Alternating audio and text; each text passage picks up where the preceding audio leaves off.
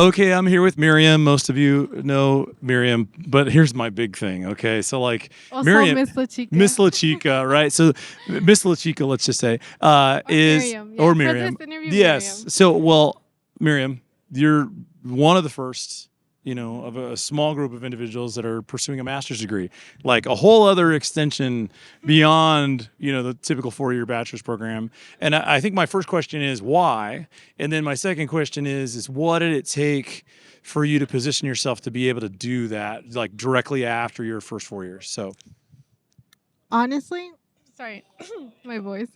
Honestly, I think like what 5 months ago, 6 months ago, it wasn't even on my mind to get a master's, and I think as I got closer to graduation, um, more and more opportunities came up that made me realize, um, I don't know, like academia and like this environment is very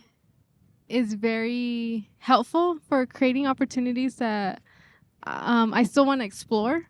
Especially, I am doing the degree in journalism again, so I felt like I just wasn't. There was more to do in the way that like the pandemic happened, and for 2 years I was fully online, and I came back feeling like a little behind, or like my peers knew how to use the facilities and how to use equipment, and I just felt like I didn't know how to do that. And so in my way, this is me catching up. And also, I just really want to get more into research.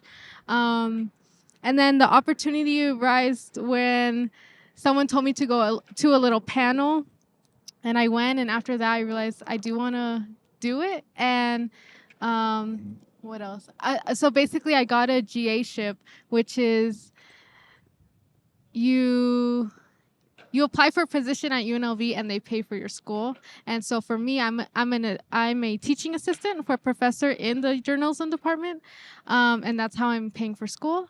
And I think long term, I don't know. I think also I started working at Kipo last year, and being around that environment of kids applying to college and like doing great things and going off and like feeling excited about that, it put me back into that.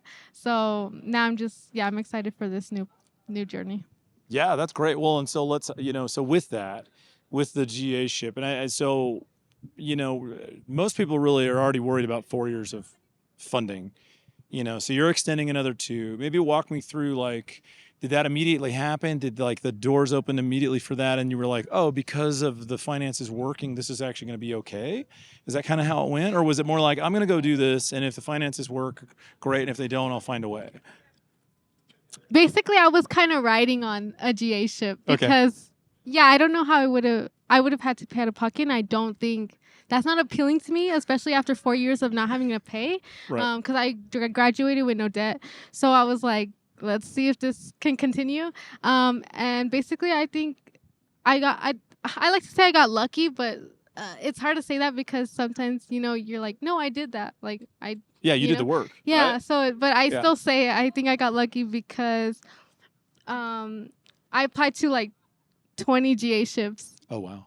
Well, you just fill it in all the same. Yeah. And then the only one I got was the graduate assistantship it's behind this building, the Greenspun building, which is journalism, like urban affairs. And then basically my professor that I had taken for a year and a half, he's kind of the one that's like, they knew me, so they were like, oh, we want her. So it's like, if you know people, that's why I had that connection. Mhm. And that's basically, I think pretty much it comes down to that's why I got the funding. And Wow. So you're telling me that, like, if you were to mix the work you've done, right, the academic success, and the fact that, like, you have a relationship with, yeah, forming relationships with Yeah. professors and stuff can get you places.